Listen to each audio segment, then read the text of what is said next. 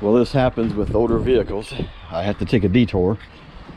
After I got it running and starting to reassemble everything, all the inner fender wells and the cab, etc., I discovered that I have a transmission line with a pinhole in it that's just blowing everywhere.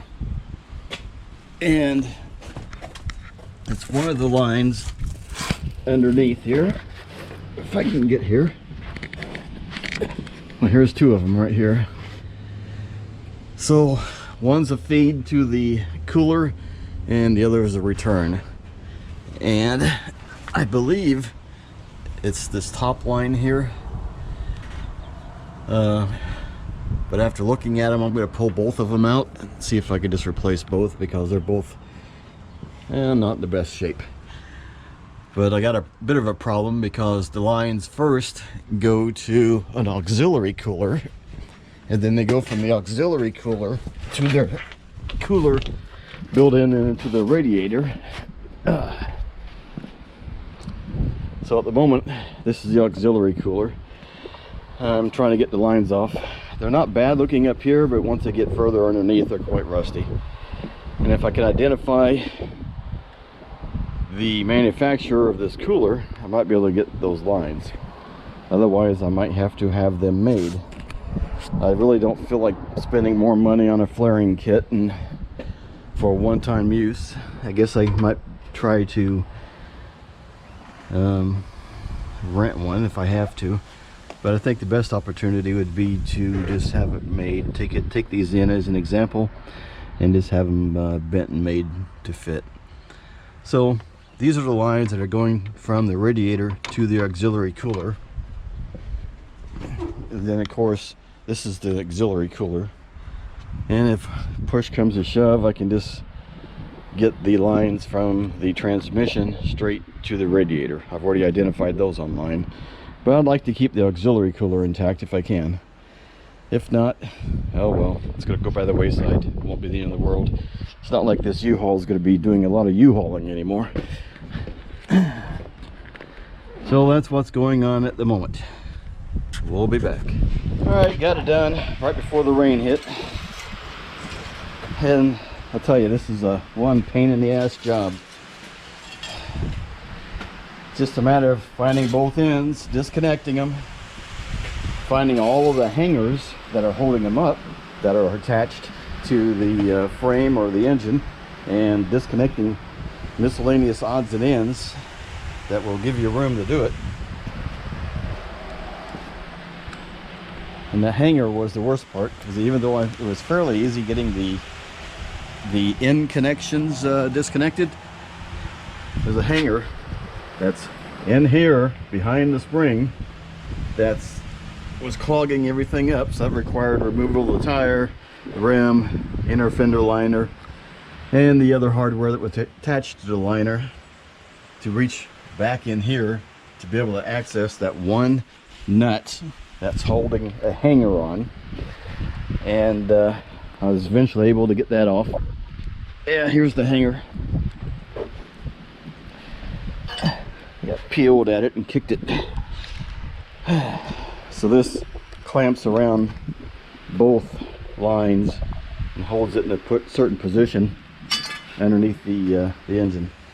And the other pain in the butt connection, which I think was on the short one, this was connected to a 90-degree elbow directly above the bend in the muffler, or exhaust pipe, not muffler. So that gave you about, I don't know, maybe 4 inches to play with as far as unscrewing it. It was another pib, but eventually got them out. So now it's just a matter of identifying these online, see if I can buy them new, or whether I have to get them made. If I could find somebody to make them fairly local, it'd probably be just as well. That way I know it's done correctly and I don't have to worry about possibly getting the wrong item and returning it, playing that game. So as I'm talking, I'm recording the shape. so I can look these puppies up online and see what we got. And of course, that aftermarket cooler that attached in here, there was a Ford part number on it, and it was made in Canada. So I should be able to look that up online. Whether the lines that are attached to it are still available, that's an unknown. But these were one step further down the path. Well, back to discussing these transmission coolant lines. This is the line that was leaking. And I know the lighting is not very good here. Let's try it this way. You can see it there. So, completely rusted away. And probably some vibration caused the rest of it to just give away. So what I'm doing is I'm cutting the ends off the known good areas of the line. And I picked up some of these from Napa, mainly because they were inexpensive. They already had flares and they already had the fittings. And I thought, well, I can cut one end off, bend it to match it up with the shape of another and make a stub, and then attach transmission coolant line hose here, 5/16. Well, I discovered that these from Napa, even though they are quite well made if you need any 12-inch straight shorts, but they do not bend well at all, and they don't flare well at all. The grade of steel has to be much higher than what I'm used to. And I flared quite a few brake lines in the military, quite a few, and it was fairly easy. And I thought, well, I'll just do these, and they just did not turn out well. I was able, and the only reason I'm putting a slight flare on the end is just to give the hose a little bit more friction to grasp. And then, of course, I'm going to be clamping them as I open up a box here. I picked up some of these clamps. I didn't want to use the worm gear with the holes because that will dig in and damage the hose. And these provide more of an even pressure all the way around on a 360. So after I slip the hose over the small flare I put on them, then I'll use one of these clamps. And the hose is rated for 300 psi. My God, I think the psi on the well, I'll be surprised if the psi on the transmission was more than 15 or 20. It's a transmission. I mean, yeah, there's a pump in it, but it's not an extreme one here. So I got the ends made, and of course, to add a little bit of complexity into it, there is an auxiliary cooler. So I did the same thing there, just a little bit of stub, a little bit of a flare. And then for the this is one that was coming off the bottom. It was not damaged.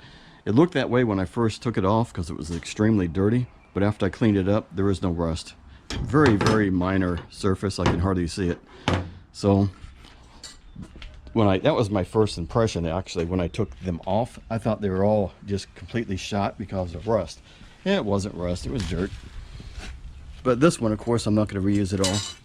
This one, the rustiest part, is right here, and the same over here.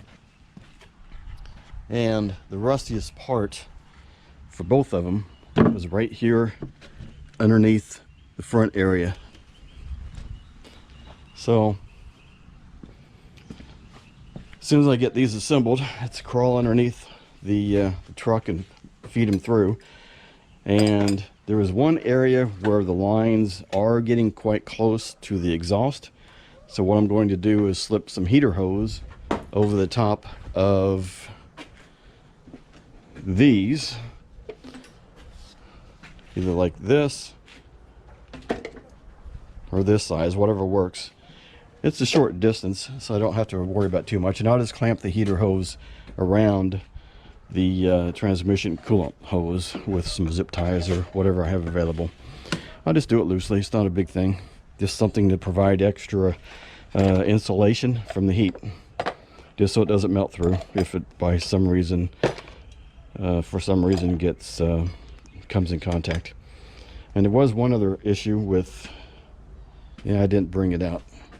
The radiator fittings were originally designed for extended, I'm trying to find one here, for extended flare nuts like this. So you got a large area here that's not threaded, and the brass fitting on the radiator was fairly deep, so it matched up. Well, I basically, after I had to think about it for a while, because I don't do this every day, that I realized that that brass fitting comes out, and they obviously put that brass fitting on there to match it up with these lines, probably not the other way around.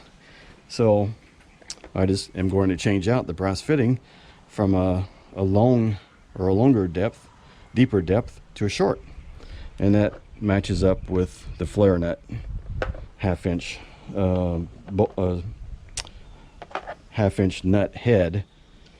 And I don't know what the actual diameter of the threads are, but it's going over the 5/16 line. So one more thing to point out, it might be useful if you plan on doing this to get your own flare nut wrench. Half-inch fits fine, because a lot of these were damaged when I took them off from previous mechanics working on it, and a couple of them I'm going to reuse, but for the most part I want to prevent further damage. Get a flare nut wrench, works great.